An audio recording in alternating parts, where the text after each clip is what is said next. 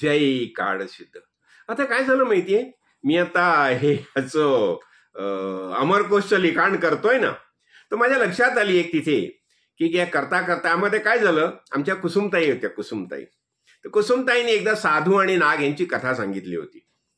ती साधू नाग कथा कशी होती, हा साप होता ना, हा फार विषारी साप होता, मोठा होता, कळलं ना, आणि फुटकार टाकायचा, हे करायचा आणि लोकांना चावायचा पण.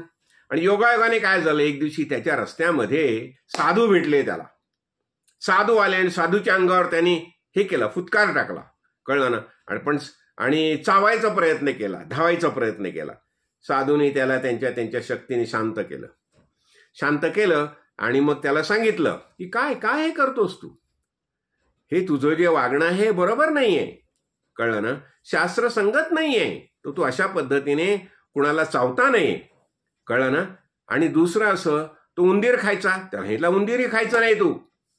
आता ठीक आहे, आता हा जो साप होता ना, आता साधूच्या सांगण्याप्रमाणे आता एवढे महापुरुष सांगतायत म्हटल्यानंतर त्यांनी काय केलं, त्यांनी उंदीर खायचं सोडून दिलं, कळलं ना, आणि फुटकार करायचा पण सोडून दिलं, चावायचं सोडून दिलं. फुटकार सोडा, फुटकार पण नाही करायचं, चावायचं पण नाही. आणि मग काय झालं, एक दिवशी असेच मुलं पाहत होते, मुलांनी पाहिलं या सापाला. अगोदर मुलं त्याला घाबरून पळून जायची, पण आता जेव्हा ते मुलं आली जवळ, साप शांत होता. मुलांना वाटलं, अरे असं कसं, हा शांत कसा, अगोदर तर एकदम फुटकार टाकायचा, चावायला यायचा. आणि मग त्याची शांत वृत्ती बघून मुलांनी त्याला थोडं दगड मारायला सुरुवात केली, तरी पण हा शांत. मग झालं, मुलांची आणखी धैर्य वाढलं, डेअरिंग वाढली, आणि मग त्याची शेपटी धरून त्याला उचलायला लागले. मग शेपटी धरून इकडे फेकायचे, तिकडे फेकायचे, तरी पण साप शांत. आता झाला असं काही काळ निघून गेला आणि पुन्हा तिथे त्याच मार्गाने या साधू येत होते.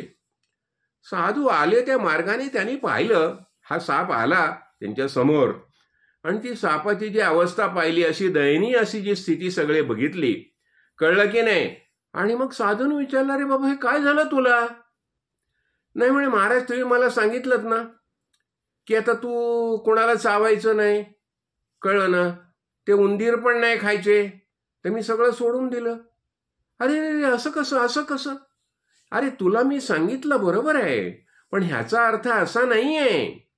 हे बघ, तुला जीवन जगण्यासाठी जेवढं जे अन्न लागतं ना, तर त्या पद्धतीने तेवढा उंदीर खायला काही हरकत नाहीये, ते तू खायलाच पाहिजे, कळलं की नाही. म्हणजे तू उंदीर खायला हरकत नाही, लक्षात ठेव, पण जितक्या आवश्यक तेवढं, जेव्हा जीवन धारण्यासाठी जितकं लागतं ना, त्याच पद्धतीने तू उंदीर खायला हरकत नाही, उंदीर खात जा, कळलं ना. आणि दुसरं असं, ठीक आहे चावणं सोडलंच, बरोबर आहे, नको चावूस तू कोणाला, पण ह्याचा अर्थ फुटकार करायचा नाही असं नाही.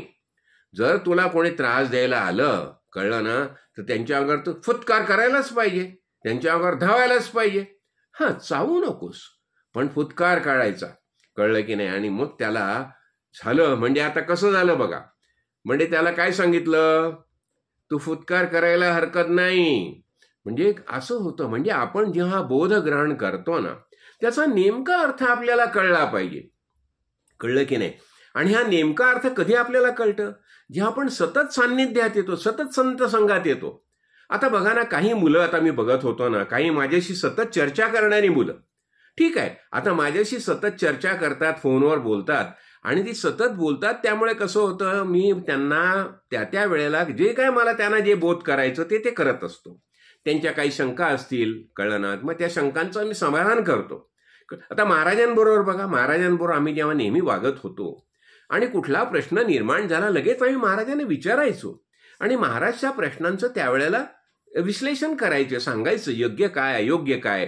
म्हणजे हे कसं होतं, संत संघाचं हे महात्म्य आहे, कळलं. नुसतं एकदा ऐकून निघून गेला असं होत नाही, कारण मध्ये मध्ये ज्या काही समस्या निर्माण होतात, त्या समस्यांचं समाधान प्राप्त व्हायला पाहिजे. आणि म्हणून संत संघ म्हणून कसं होतं, श्रवण, मनन आणि निधिध्यास कायम का असायला पाहिजे. आपण काय ऐकायला पाहिजे, कायम शास्त्र ग्रंथाचं श्रवण का करायला पाहिजे. इतकंच नाही, काडसिद्धेश्वर महाराजांसारख्या महापुरुषांच्या सान्निध्यात का जायला पाहिजे. आता आम्ही एवढे वर्ष महाराजांबरोबर होतो, पण महाराज प्रत्येक वेळेला काय काय समजावून सांगायचे, तर त्याची आता प्रचिती येते मला. आणि विशेषतः मी त्या डायरीमध्ये जे लिहिलंय ना, मी आता अमरकोशाचं जे लिखाण करतोय, त्यामुळे किती किती गोष्टी समजून येतात. म्हणजे महाराजांनी कसं समजावलं आणि सगळ्या शंकांचं निरसन होतं. म्हणजे ह्यासाठी आता महत्वाची गोष्ट आपण काय पाहिली, महापुरुषांचा जो बोध आहे तो बोध, त्या बोधाचा वास्तविक अर्थ आपण समजून घ्यायला पाहिजे. कळलं की नाही? आणि हे जर आपल्या लक्षात म्हणजे जर आपल्याला समजलं नाही तर कधी कधी आपल्याला त्यांच्याशी संवाद साधता आला पाहिजे.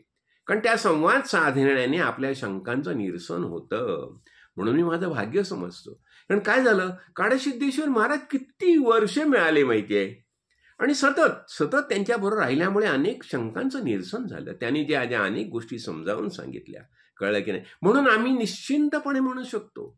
कळलं ना? त्यांनी सांगितले, अरे बाबा मी पूजा करतो. का पूजा करतो?